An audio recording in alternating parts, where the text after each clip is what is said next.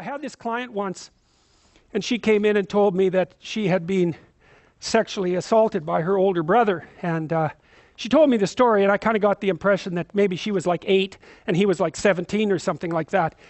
And she was about 27 when she came and talked to me. And then I found out by further questioning that she was 4 and he was 6.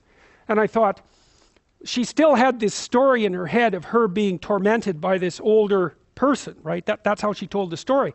And what I told her was, well, look, another way of looking at this is that you two were very badly supervised children. Because, I mean, he was 6, for God's sake. You know, he's a little kid.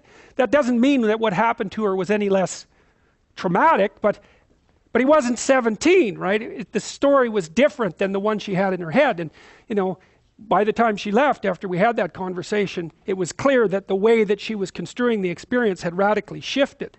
And it's very interesting because, you know, you think of the past as fixed.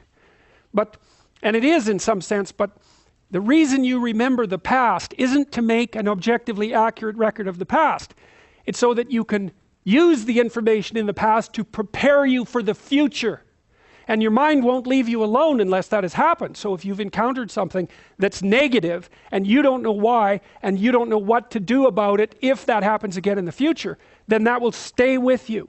And I think one of the things it does too is it increases your overall physiological load. There's actually physiologists who've been talking about this. I can't remember the damn phrase, but you can imagine that your mind is doing something like this all the time. It's got a record in some sense of your autobiographical experiences. And what it's doing is calculating how frequently you've been successful versus unsuccessful. And the more frequently that you've been successful, the higher you are up on the dominance hierarchy. That's one possibility. So your serotonin levels go up and you're calmer. But also, it's reasonable to assume that the environment is less dangerous, right? Because that's sort of what constitutes danger. You're somewhere and you act and something you don't want to have happen happens, that's danger. And so your brain is always trying to figure out how to calibrate how anxious you should be. And one of the things it does is by sort of keeping track of your past success-failure ratio. And so to the degree that your past has been characterized by, we'll call them failures, those are situations where you do not get what you want, then your brain puts your body on constant alert. Because if everything that you've done has resulted in catastrophe, then you're somewhere insanely dangerous, and you should be like a prey animal that's ready to dart in any direction. And how much you should be a prey animal is dependent on, it's an estimate, partly your trait neuroticism, partly your success as adjudicated by other people, right? Because they'll pop you up the dominance hierarchy if you've been successful, but also partly on your record of failures and successes in the past. And so you can go back and you can find out where you have holes in the structure through which you're viewing the world. That's one way of looking at it. And you can sew those things up. And that's in some sense, that's what you're doing in psychotherapy. You know, partly it's exposure to things you're afraid of and disgusted by and are likely to avoid. That's a huge chunk of it. But if you go back into your past and you start talking those things through, it's really the same thing. It's more abstracted. So Freud, of course, was always, when he was doing his free association process with his clients, he'd find that if he just let them talk, that their speech would circle until it hit a place like that, where they were confused and doubtful. And then their speech would sort of wander around that, and then they'd have an emotional expression that was a consequence of that. He thought the emotional expression was what was curative. It was cathartic in his terms.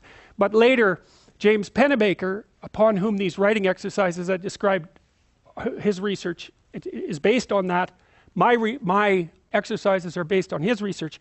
He found that if you brought college students into the lab and you had them write for 15 minutes 3 times over 3 days, about the worst thing that had ever happened to them, or the worst thing they ever did, if I remember correctly, they got worse in the short term, but better in the long run. For example, they went and visited the doctor less, and markers of their physical health improved.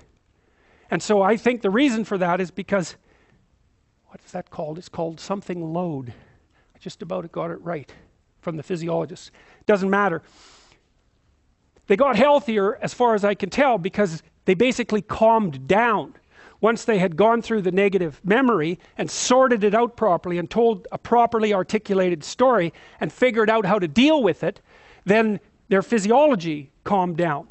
And so then they weren't as stressed, they weren't producing as much cortisol, and so cortisol suppresses your immune function, and so they were more likely to stay healthy.